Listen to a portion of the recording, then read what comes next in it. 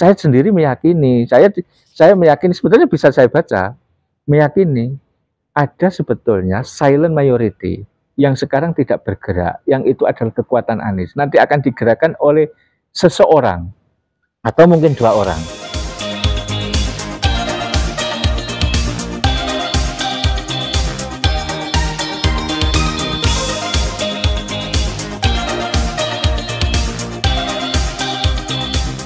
Kembali lagi ke Kerajaan 24 TV. Hari ini kita akan membahas soal cawe-cawe politik ala Presiden Jokowi. Apa sih urgensinya? Untuk obrolan kali ini kita sudah hadir founder dari Kerajaan Koalisi Rakyat Jawa Timur untuk Anies Baswedan, Bang Slamet Pastur. Nah, di sini kan saat ini nih Bang, kan rame itu di media maupun itu di media online ataupun di media offline TV. Nah itu kan banyak membahas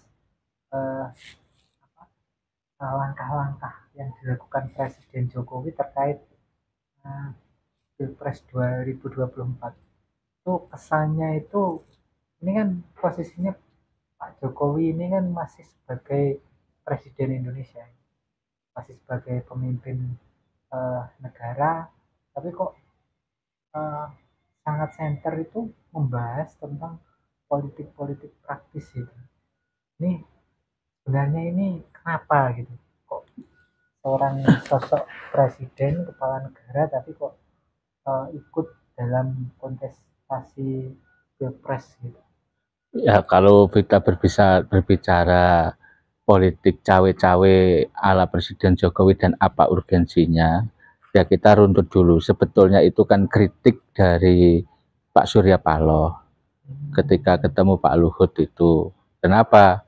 Karena ya kita sudah tahu semua Pak Jokowi mengendos salah satu atau salah dua orang calon presiden. Dan seolah-olah kan ada kesan bahwa Pak Jokowi itu memang asal bukan Anies kan itu, sehingga segala cara baik itu terutama cara-cara politis itu kan mau digerakkan semua untuk menjegal pencalonan Anies kan itu. Nah kalau urgensinya ya urgensinya apa? Gak ada sebetulnya.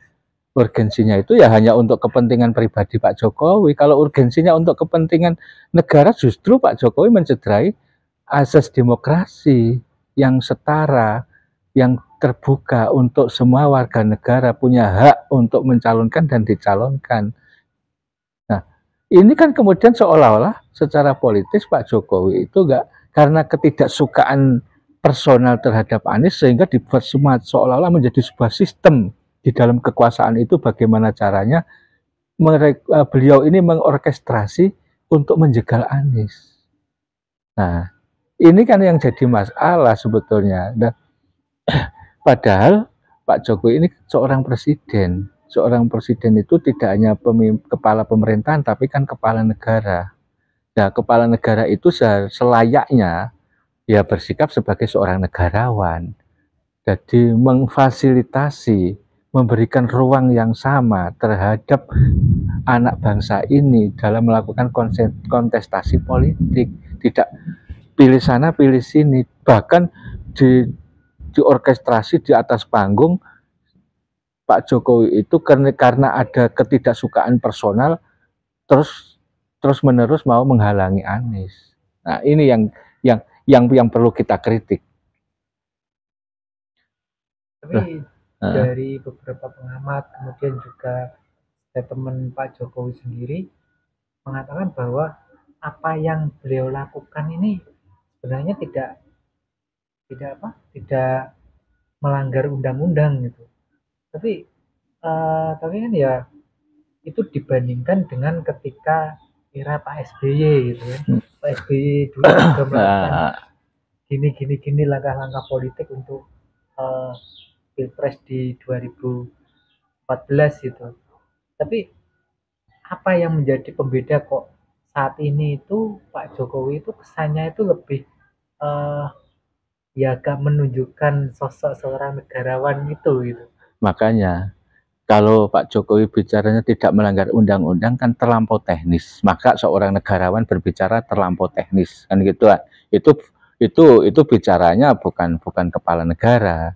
Kepala negara itu memiliki kerangka berpikir yang makro, yang besar, membawa satu misi etik.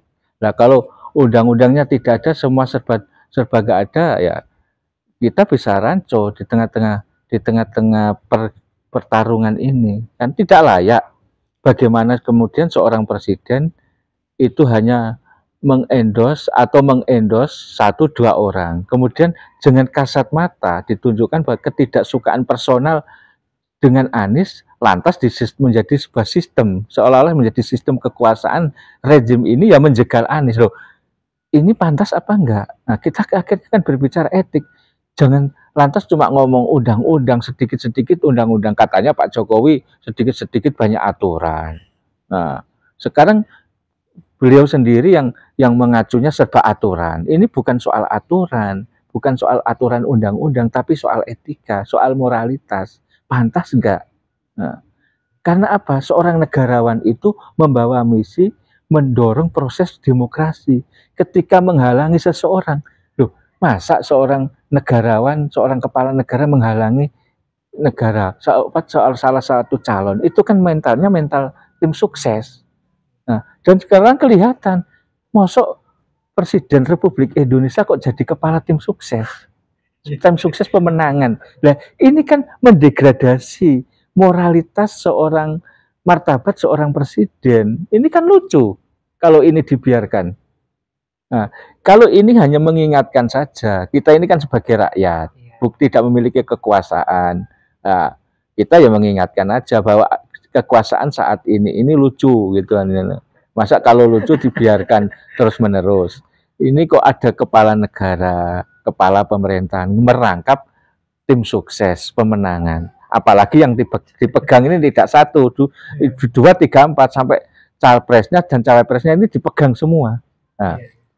Nah, itu bicara persoalan pantas dan tidak pantas ya.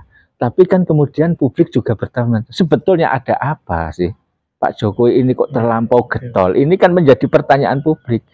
Kita kemana-mana selalu ditanya, misalnya dengan aktivis-aktivis selalu akan bertanya, sebenarnya janjane Pak Jokowi ini ada apa? Kok anti Anies dan mengendos salah satu atau salah dua, salah tiga, salah empat capres cawapres, seolah-olah bahwa orang ini yang layak. Nah, layak tentu saja di mata Pak Jokowi, belum tentu layak di mata publik.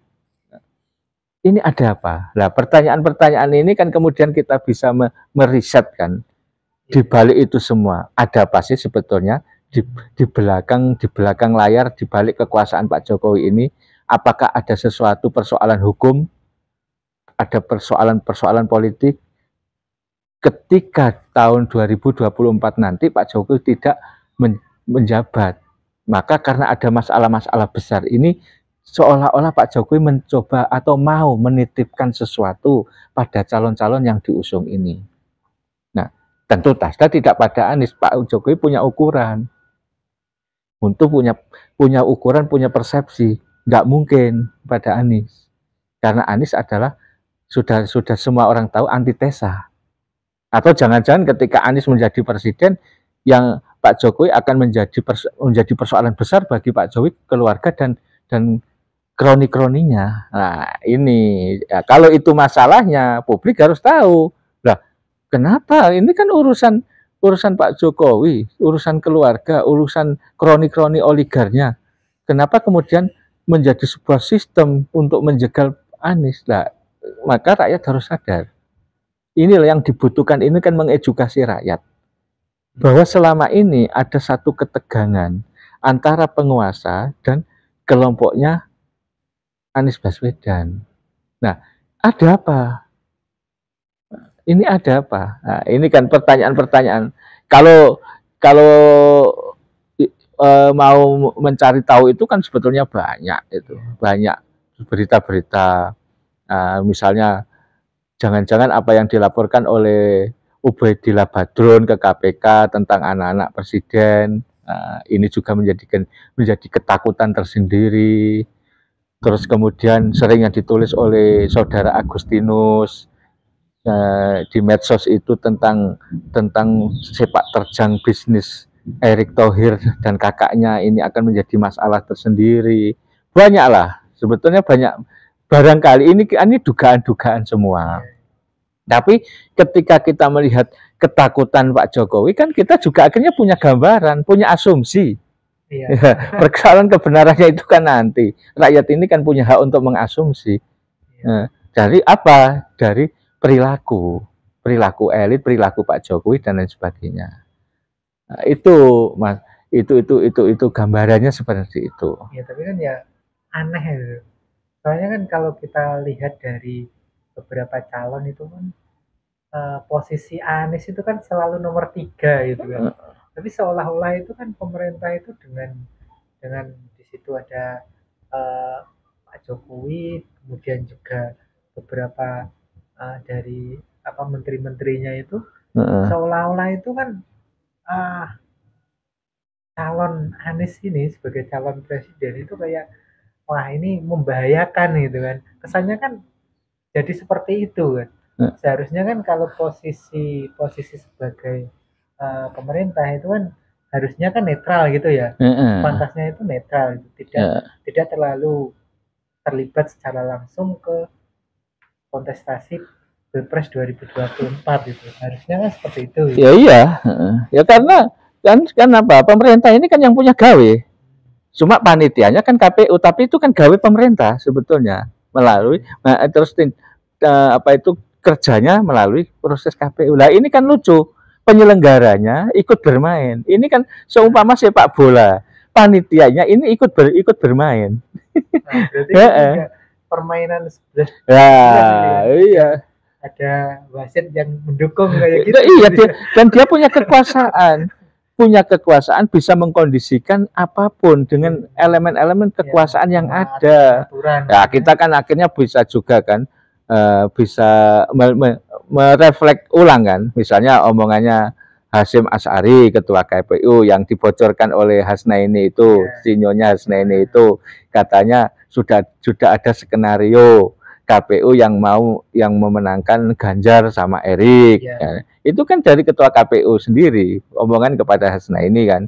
Nah, begini ini kan akhirnya menjadi kecurigaan yang kemudian bisa dirasakan.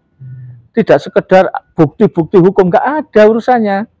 Ini rakyat itu punya hak untuk curiga dan bisa merasakan apa yang terjadi. Contohnya kemana-mana kemarin itu ketika Anies sosialisasi seolah-olah ada halangan. Bahkan Bawaslu juga ikut cawe-cawe, melanggar ini. Nah, tapi kenapa ketika yang lain tidak ada?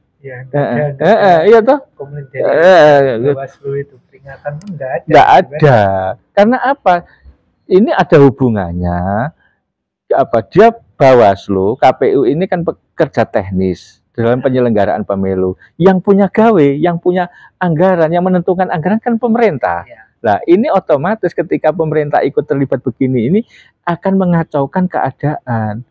Jadi satu proses yang tidak seimbang.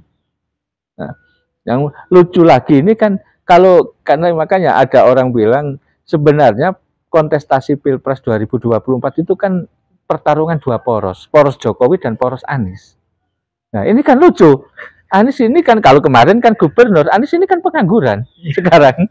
Dan itu dikatakan Anies sendiri pengangguran. Loh kenapa? Sampai sebegitunya gitu loh, sampai sebegitunya. Dendam apa sih? Nah, masa negara mau dikelola dengan cara dendam? Ini kan, aduh, ini pengkerdilan etos kenegaraan kan, pengkerdilan etika demokrasi, etika politik. Masa negara dikelola dengan modus-modus dendam? Kalau ada dendam pribadi ya urusan pribadi. Jangan kemudian menjadi sebuah sistem, seolah menjadi sebuah sistem rezim.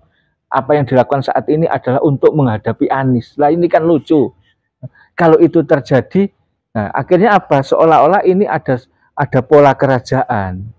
Nah, faktanya apa? Parpol juga patuh semua. Ya kita tahulah, semua ketua-ketua umum parpol ini kan ada masalah gitu loh. Kemudian bisa dikendalikan. Nah, ini ya sebetulnya kita lucu juga. Apa ini sinyal apa ya? Kemudian Nasdem yang seharusnya itu adalah mendukung mengamini apa yang dilakukan oleh Presiden Jokowi, tapi kok tiba-tiba mencelat, dari kata orang Jawa Timur itu mencolot, dukung Anies. Nah ini kan kebetulan begini, ini kan ada sesuatu yang menarik di luar nalar kita, makanya kemudian menjadi kemarahan Pak Jokowi juga terhadap Surya Paloh. Nah, ini ini terus yang awal-awal justru Anies seolah-olah dekat dengan PAN, dengan P3, sekarang justru PAN dan P3 dikendalikan Pak Jokowi. Tapi harus ingat, pada titik nanti itu akan ada perubahan-perubahan yang besar. Ini kan masih proses. Pak Jokowi punya kekuasaan, rezim ini masih punya kuasa dan punya oligar yang besar. Tapi pada perjalanannya nanti juga akan ada pengaruh-pengaruh pengecilan kekuasaan itu, yang itu nanti juga akan merubah peta. Nah, dan ini nanti persoalan apa itu, Anies itu dalam survei kan selalu di urutan ketiga. Yang bertarung di urutan 1-2 ini kan Prabowo dan Ganjar. Kenapa takut amat? Kan udah dihimpit kan, dihimpit dan nggak mungkin. Kenapa masih ditakuti? Loh, harus ingat, Pak Jokowi punya intelijen, punya kekuatan intelijen. Ada nalar-nalar yang kemudian ada info-info penting yang kemudian disampaikan. Saya sendiri meyakini, saya meyakini, sebetulnya bisa saya baca, meyakini ada sebetulnya silent majority yang sekarang tidak bergerak, yang itu adalah kekuatan Anies. Nanti akan digerakkan oleh seseorang atau mungkin 2 orang. Kalau seseorang itu bagian punya komunitas, punya kekuatan dirinya sendiri. Kalau ada 2 orang lain kemudian bergerak, itu dia punya mewakili komunitasnya tersendiri. Tapi sekarang dalam posisi memang dia bukan kekuatan parpol, tapi kekuatan sosial. Nah ini yang ditakuti. Saya tahu lah sebetulnya silent majority yang di belakang Anies yang itu akan ditakuti itu ada. Jadi apa ya? Apa itu, proses-proses begini ini justru mengurangi apa yang dilakukan oleh Pak Jokowi ini, justru mengurangi dirinya sebagai seorang presiden yang mau lengser, yang seharusnya adalah macak pandito. Nah, sekarang malah tidak macak pandito, tapi seolah-olah menghimpun para sengkuni. Ini kan lucu ini. Tim ses pelaksana teknis ini. Wah, ini persoalan besar ini kalau begini. Ya, itu gambaran. Itu gambaran yang saat ini bisa kita cermati. Itu aja. Oke. Nah, itu obrolan kita hari ini. Mas, sudah banyak beberapa analisis yang telah disampaikan oleh Bang Slamet terkait dengan bagaimana Pak Jokowi ini kok ikut dalam kontestasi Pilpres 2024. Mungkin cukup sekian untuk video kali ini. Jangan lupa untuk like sama subscribe. Ya, sekian. Assalamualaikum warahmatullahi wabarakatuh. Salam.